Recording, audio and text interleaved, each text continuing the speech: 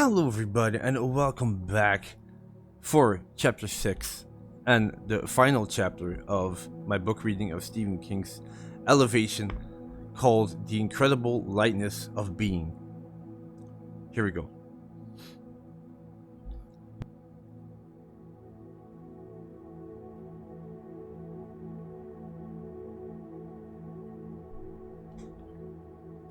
There were limits to what Scott had come to think of as the weightless effect. His clothes did not float up from his body, chairs did not levitate when he sat in them, although if he carried one into the bathroom and stood on the scale with it, its weight didn't register. If there were rules to what was going on, he didn't understand them, or care to. His outlook remained optimistic, and he slept through the night. Those were the things he cared about. He called Mike Badalamenti on New Year's Day passed on the appropriate good wishes, and then said he was thinking about making a trip to California in a few weeks to see his only surviving aunt. If he made the trip, would Mike take his cat? Well, I don't know, Mike said. Maybe. Does he do his business in the litter box? Absolutely. Why me? Because I believe every bookstore should have a resident cat, which you are currently lacking. How long are you planning to be gone? I don't know. It sort of depends on how Aunt Harriet is doing. There was no Aunt Harriet, of course, and he would have to have Dr. Bob or Mara take the cat to Mike's. Deirdre and Missy both smelled of dog, and Scott could no longer even stroke his old friend. Bill ran away if he came too near. What does he eat? Friskies, Scott said. And a good supply will come with the animal, if I decide to go, that is. Okay, you got a deal. Thanks, Mike, you're a pal. I am, but not just because of that.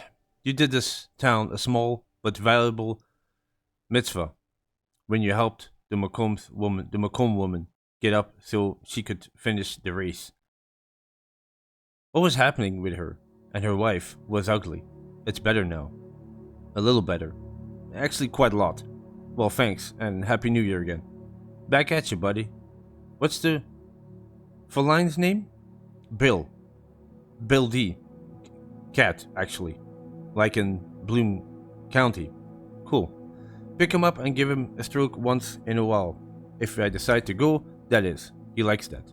Scott hung up, thought about what giving things away meant, especially things that were also valued friends, and closed his eyes.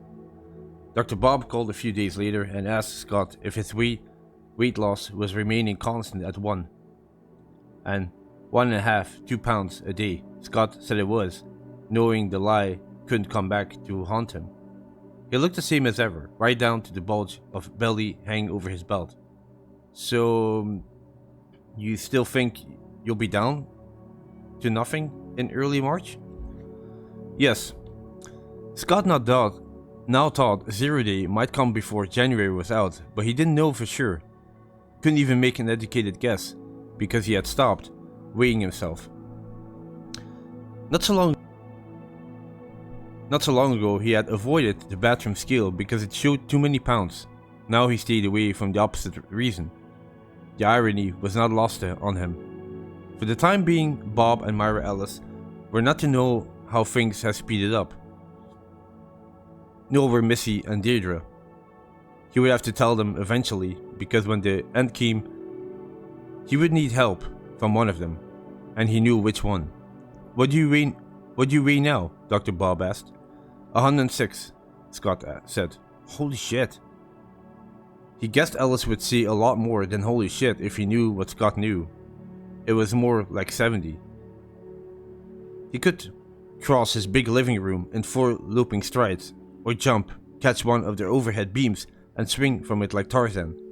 He hadn't reached what his weight would be on the moon, but he was closing in on it.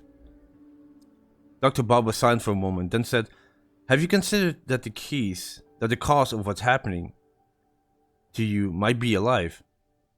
Sure, Scott said. Maybe an exotic bacteria that got into a gut Some extremely rare virus that I inhaled. Has it crossed your mind that it might be sentient? It was Scott's turn to be silent. Alas, he said, yes. You're dealing with this extremely well, I must say. So far, so good, Scott said. But 3 days later, he discovered just how much he might have to deal with before the end came. You thought you knew. You thought you could get ready. And then you tried to get the mail. Western Maine had been experiencing a January thaw since New Year's Day, with temperatures in the 15s. 2 days after Dr. Bob's call, it climbed all the way into the 60s, and the kids went back to school wearing their light jackets. That night, however, temperatures dropped and the sleety, granular snow began falling. Scott barely noticed. He spent the evening on his computer ordering stuff. He could have gotten all the items locally, the wheelchair and the chest harness from the astronomy department of the CVS, where he bought his Halloween candy, the ramp, and the clamps from Purdy's Hardware. But local people have the tendency to talk and ask questions. He didn't want that. The snow ended around midnight, and the following day dawned clear and cold. The new snow, frozen to a crust on top, was almost too brilliant to look at. It was as if his lawn and driveway had been sprayed with transparent plastic. Scott put on his parka and went out to get the mail. He had gotten in the habit of skipping the steps and just leaping down to the driveway. His legs, wildly over-muscled for his weight, seemed to crave that explosion of energy. He did it now, and when his feet hit the icy crust, they shot out from under him. He landed on his ass, started to laugh, then stopped when he began to slide. He went down the slope of the lawn on his back, like a weight along the sawdusty surface of an arcade bowling game, gaining speed as he approached the street. He grabbed at a bush, but it was too coated with ice and his hand slipped off. He rolled over his stomach and spread his legs, thinking that might slow him down. It didn't. He only slid sideways. The crust is thick, but not that thick, he thought. If I weighed as much as I look like I weigh, I break through and stop, but I don't.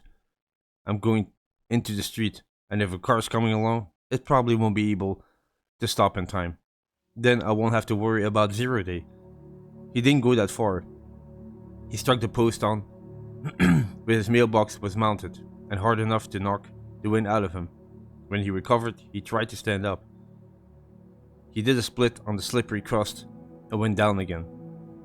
He braced his feet against the post and pushed. That didn't work either.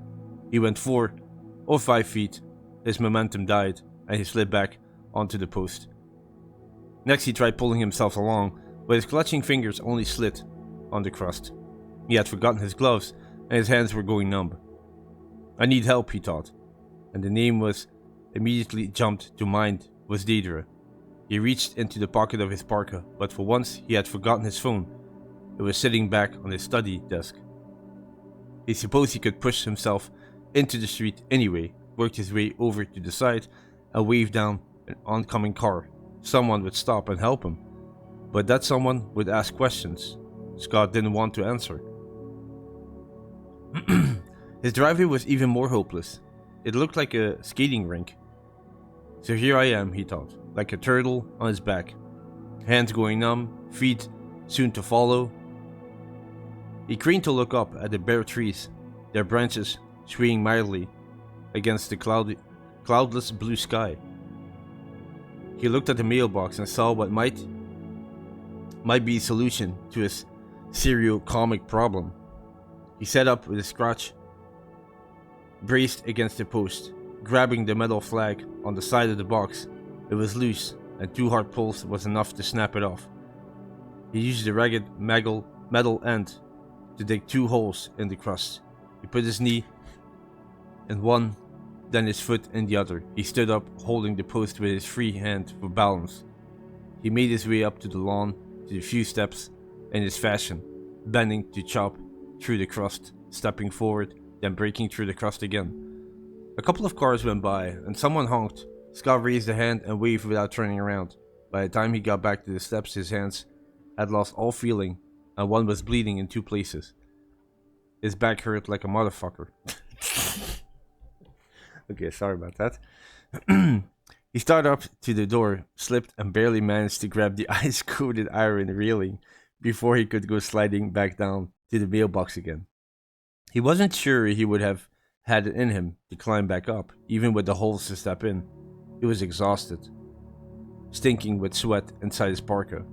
He lay down in the hall. Bill came to look at him, but not too close, and meowed his concern. "I'm okay," he said. "Don't worry, you'll get your fed." Yes, I'm okay, he thought. Just a little impromptu sledding on the crust. But this is where the really weird shit begins. He supposed if there was a consolation, it was that the really weird shit wouldn't last long. But I need to put up those clamps and put down that ramp ASAP. Not much time now. On a Monday evening in the mid-month, the members of the Dr. Ellis party had their last meal together. Scott hadn't seen any of them for a week, citing the need to hole up and finish his current department store project, which had actually been done, at least in first draft, before Christmas. He guessed someone else would be applying the finishing touches. He said it would have been the potluck with bringing the food because cooking had become difficult for him. In truth, everything had become difficult. Going upstairs was easy enough. 3 large, effortless leaps did the job. Going down was harder.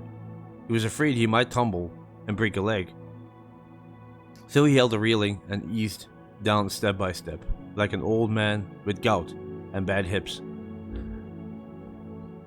He had also developed a tendency to run into walls, because momentum had become hard to judge and even harder to control. Myra has asked him about the ram now covering the steps to the stoop. Dr. Bob and Missy were more concerned about the wheelchair sitting in the corner of the living room and the chest harness, made for people with little or no ability to sit up straight, draped over its back. Deirdre asked no questions, only looked at him with wise, unhappy eyes.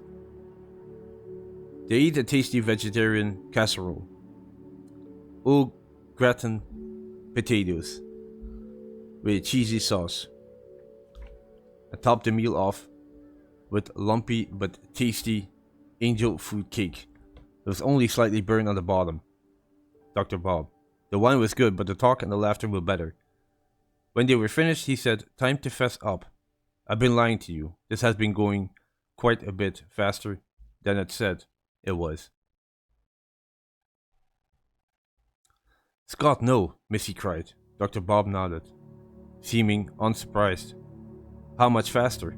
3 pounds a day, not 1 or 2. "And how much do you weigh now?" "I don't know. I've been avoiding the scale. Let's find out." Scott tried to stand, his thighs connected with the table, and he flew forward, knocking over 2 wine glasses when he put out one hand to stop himself. Deirdre quickly picked up the tablecloth and threw it over the spill. Sorry, Scott said. "Don't know my own strength these days." He turned gingerly as a man on roller skates and started towards the back half of the house. No matter how carefully he tried to walk, his steps became leaps. His remaining weight won him on the earth. His muscles insisted he rise above it. He overbalanced and had to grab one of the newly installed clamps to keep from going headlong onto the hallway. "Oh God," Deirdre said. "It must be like learning to walk all over again."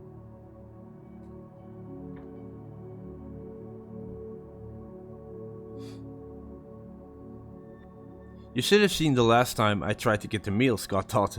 That was a real learning experience. At least none of them were revisiting the clinic idea. Not their failure to do that surprised him. A single look at his locomotion, at once awkward, ridiculous, and weirdly graceful, was enough to dispel the idea that the clinic might do him any good. This was a private matter now. He understood that. He was glad. They all crowded into the bathroom and watched him stand on the ossuary scale. "Jesus," Missy said quietly. "Oh, Scott." The readout was 30.2 pounds. He made his way back to the dining room, with them following along behind. He went as carefully as a man using stones to cross a creek, and still ended up running into the table again. Missy instinctively reached out to steady him, but he waved her off before she could touch him. When they were seated, he said, "I am all right with this. Fine, in fact, really." Myra was very pale. "How can you be?" "I don't know, I just am. But this is our farewell dinner. I won't see you guys again, except for Deirdre. I need someone to help me at the end." "Will you do it?" "Yes, of course." She didn't hesitate, only put an arm around her wife, who had begun to cry. "I just want to say..." Scott stopped, cleared his throat. "I want to say, I wish we had more time. You've been good friends to me." "There's no compliment more sincere than that," Dr. Bob said. He was wiping his eyes with a napkin. "It's not fair," Missy burst out. "It's not goddamn fair." "Well, no," Scott agreed. "It isn't. But I'm not leaving any kids behind. My ex is happy where she is. There's that. It's fairer than cancer, or Alzheimer, or being a burned victim in a hospital ward. I guess I go down in history, if anyone talked about it." "Which we won't," Dr. Bob said. "No," Deirdre agreed, "we won't. Can you tell me what it is you need me to do, Scott?" He could and did mention everything except what was tucked away in a paper bag in the hall closet. They listened in silence, and no one spoke a word of disagreement. When he finished, Myra asked, very timidly, "What does it feel like, Scott?" "What do you feel like?" Scott thought of how he'd felt running down Hunter's Hill when he'd gotten his second wind, and the whole world had stood revealed in usual hidden glory of ordinary things. The lean lowering sky, the bunting flapping of the downtown buildings, every precious pebble and cigarette butt, and beer can discarded by the side of the road, his own body for once working at top capacity, every cell loaded with oxygen. "Elevated," he said at last. He looked at Deirdre McComb, saw her shining eyes fixed on his face, and knew she understood why he had chosen her. Myra coaxed Bill into his cat carrier. Dr. Bob took it down to his 4Runner and stowed it in the back. Then the four of them stood on the porch, their breath plunging in the cold night air. Scott remained in the entry, holding tight to one of the clamps. "May I say something before we go?" Myra asked. "Of course," Scott said, but wished he wouldn't. He wished they would just leave. He thought he had discovered one of life's great truths, and one he could have done without. The only thing harder than saying goodbye to yourself, a pound at a time, was saying goodbye to your friends. "It was very foolish. I'm sorry about what's happening to you, Scott, but I'm glad about what's happening to me. If it hadn't, I wouldn't have stayed blind to some very good things, and some very good people. I would have stayed a foolish old woman. I can't hug you, so this will have to do." She opened her arms, drew Deirdre and Missy to her, and embraced them. They hugged her back. Dr. Bob said, "If you need me, I'll come at a sprint." She laughed. "Well, no, my sprinting days are actually behind me. But you know what I mean." "I do," Scott said. "Thank you." "So long, old man. Take care where you step." "And how?" Scott watched them walk to Dr. Bob's car. He watched him get in. He waved, being careful to hold onto the clamp as he did it. Then he closed the door and made him half walking, half leaping way to the kitchen, feeling like a cartoon character, which was, at bottom, the reason it felt so important to keep this a secret. He was sure he looked absurd, and it was absurd, but only if you were on the outside. He sat down at the kitchen counter and looked at the empty corner where Bill's food and water dish had been for the last 7 years. He looked at it for a long time, then he went up to bed. The following day he got an email from Missy Donaldson. "I told Dee Dee I wanted to go with her and be there at the end. We had quite an argument about it. I didn't give in until she reminded me about my foot and how I felt about it when I was a young girl. I can run now. I love to run."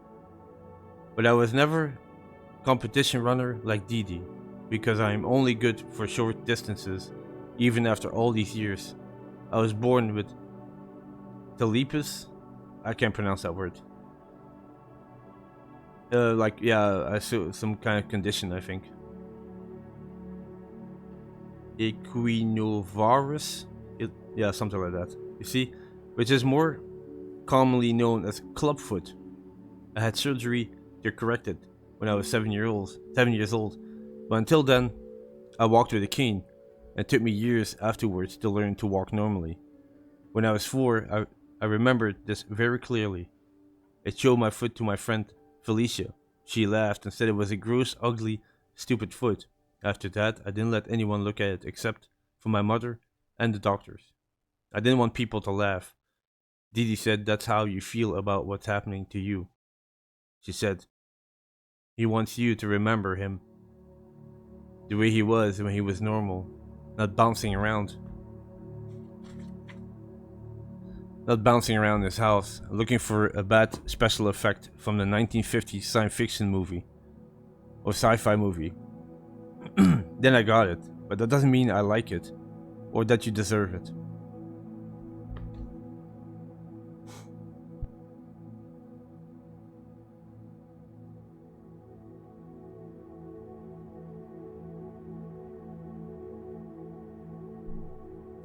Scott, what you did the day of the race made it possible for us to see in Castle Rock. Not just because we have a business here, but because now we can be part of the town's greater life. Dee Dee thinks she is going to be invited to join the Yanceys, the Jeeseys.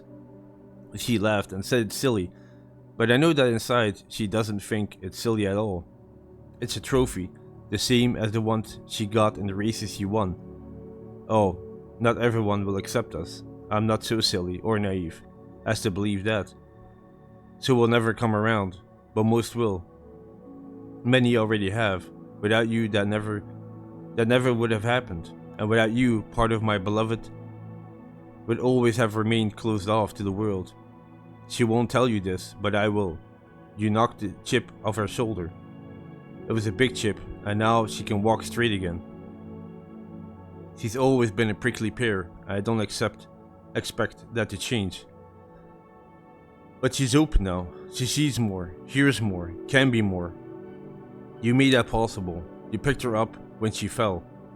She says there's a bond between you, a shared feeling, and that's why she has to be the one to help you at the end.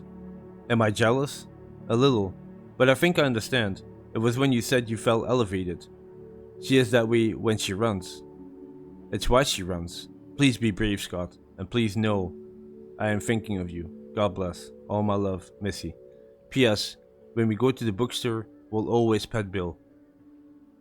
Scott thought about calling her and thanking her for saying such kind things, then decided that it was a bad idea. It might get them both going. He printed out her note instead, put it in one of the pockets of the harness. He would take it with him when he went. The following Sunday morning, Scott went along the hall to the downstairs bathroom in a series of steps that weren't steps at all. Each one was a long float that took him up to the ceiling, where he would push his tender fingers to bring himself back down. The furnace kicked on, and the sofa whoosh of air from the vent actually blew him sideways a little. He twisted and grabbed a clamp to pull himself past the draft. In the bathroom, he hovered over the scale and finally settled. At first, he thought it was going to report any weight at all. Then, at last, he coughed up a number, 2.1. It was about what he expected. That evening, he called David's cell. He kept it simple. I need you. Can you come? Yes, it was all she said and all he needed. The door of the house was shut but unlocked. Deidre slipped in, not opening the door all the way because of the draft. She turned on the hall light to dispel the shadows. Then went into the living room. Scott was in the wheelchair. He had managed to get partway into the harness, which had been buckled to the back of the chair, but his body floated upwards from the chair seat, and one arm hung in the air. His face was bright with sweat. the front of his shirt dark with it. I almost waited too long, he said. He sounded breathless. I had to swing down to the chair, breaststroke, if you can believe it. Deirdre could. She went to him and stood in front of the wheelchair, looking at him with wonder. How long have you been in here like this? Oh, well, want to wait until dark. Is it dark? Almost. She dropped to her knees. Oh, Scott, this is so bad. She shook his head back and forth in slow motion, like a man shaking his head underwater. You know better. She thought she did, hoped she did. He struggled with his floating arm and finally managed to shoot it into the vest armhole. Can you try to buckle the straps across my chest and waist without touching me? I think so, she said, but twice her knuckles bruised him as she knelt in front of the chair, once his side, once his shoulder, and both times she felt her body rise and then settle back. Her stomach did a flip with each contact. When she remembered her father calling a whoops, my dear, when their car went over a big bump. Or yes, Missy had been right. Like when a roller coaster crested the first hill, hesitated, then plunged. At last it was done. Now what? Soon we sample the night air, but first we go into the closet. The one in the entry where I keep my boots. There's a paper bag and a coil of rope. I think you can push the wheelchair, but if you can't, you'll have to tie the rope around the headrest and pull it. And you're sure about this? He nodded, smiling. Do you think I want to spend the rest of my life tied into this thing? Or having someone climb a stepladder to feed me? Well, that would make a dandy YouTube video. One no one would believe. She found the rope and a brown paper bag and took him back to the living room. Scott held out his hands. Come on, big girl, let's see your skills. Toss me the bag from there. She did, and it was a good throw. The bag arched through the air towards his outreached hands, stopped less than an inch above his palms, then settled slowly into him. There the bag seemed to gain weight, and Deirdre had to remind herself of what he said when he first explained what was happening. Things were heavy to him. Was that a paradox? It made her head hurt, whatever it was, and there was no time to think about it now anyway. He stripped off the paper bag and held a square object wrapped in thick paper decorated with starbursts. Protruding from the bottom was a flat red tongue about 6 inches long. It's called a skylight. $150 from Fireworks Factory in Oxford. I bought it online. Hope it's worth it. How will you light it? How can you when you're... I don't know if I can, but confidence is high. It's got a scratch fuse. Scott, do you have to do this? Yes, he said. You want to go? Yes, he said. It's time. It's cold outside and you're covered with sweat. It doesn't matter.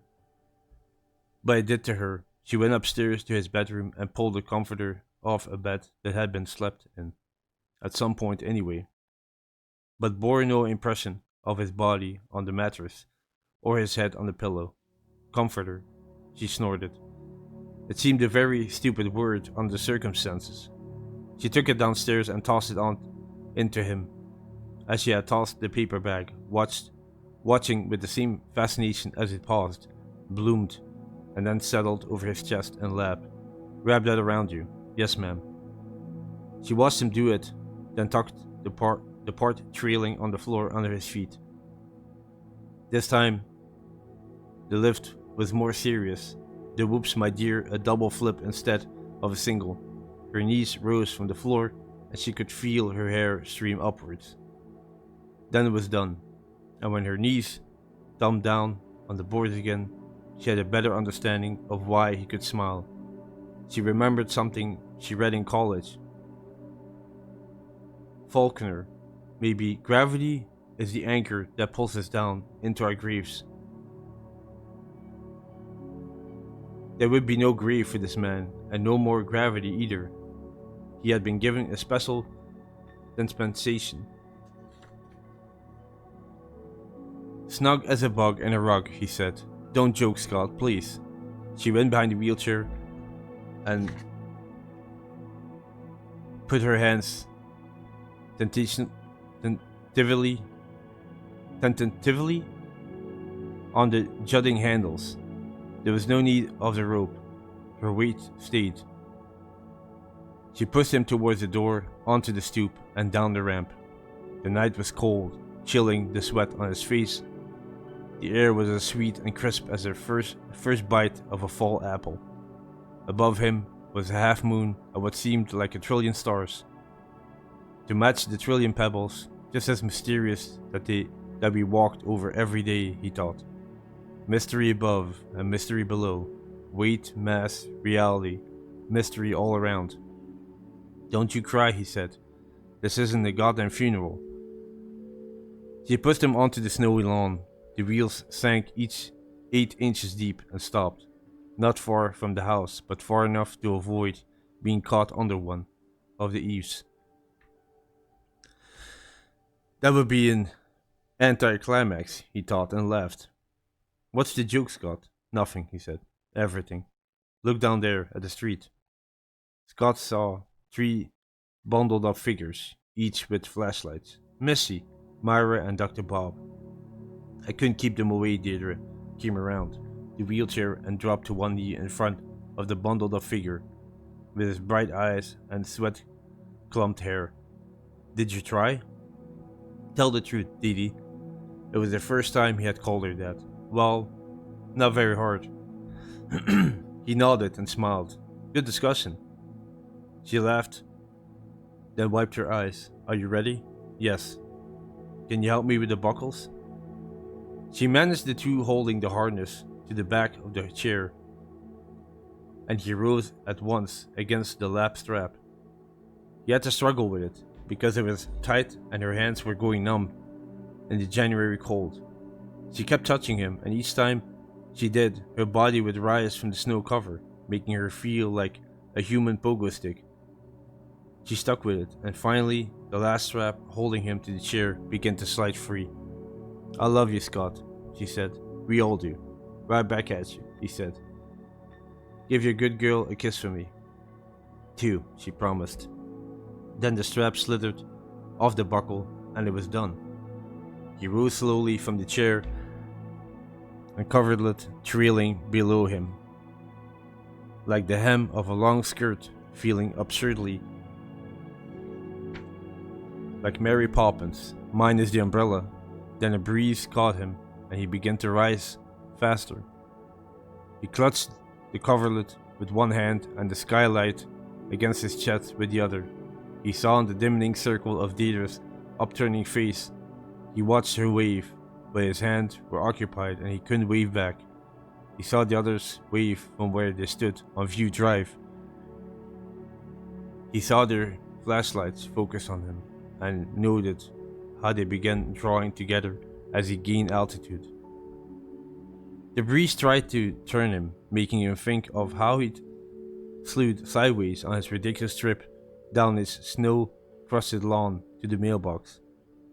But when he partially unwrapped the coverlet and held it out on the side the wind was coming from, he steadied. That might not last long, but it didn't matter.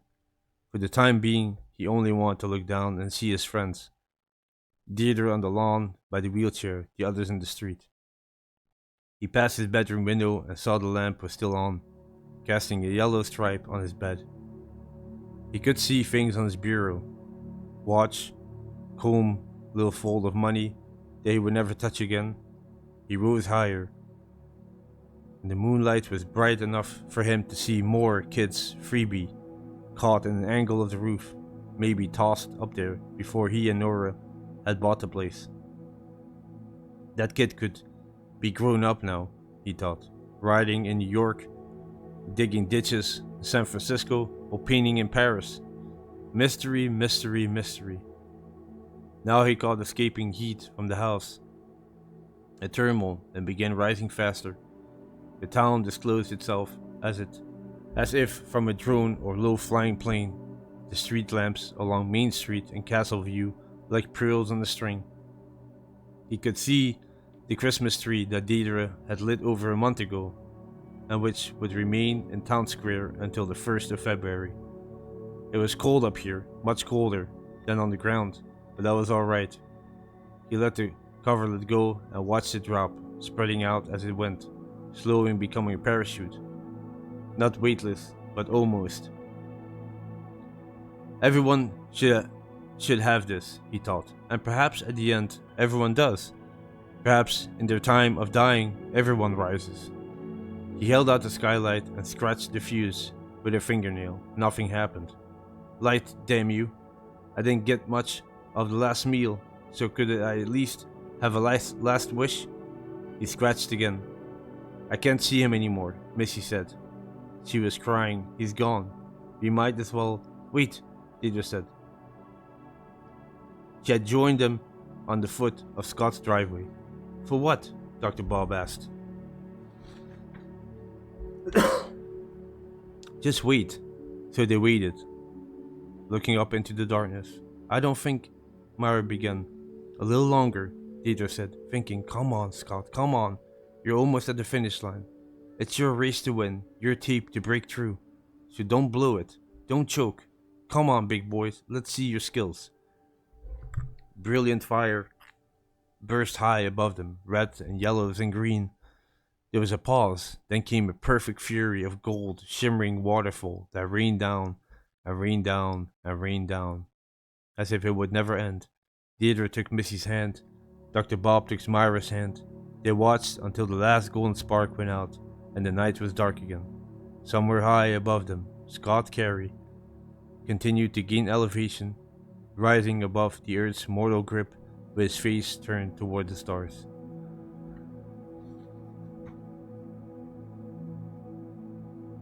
And that's it.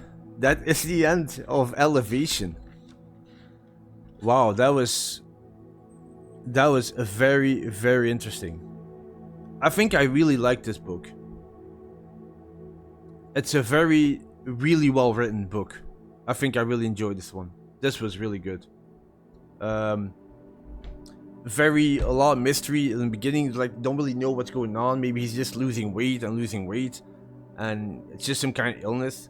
And at the end, we still don't really know what it is. The only thing we know is that he's, elevating. That's the only thing, because he's still light.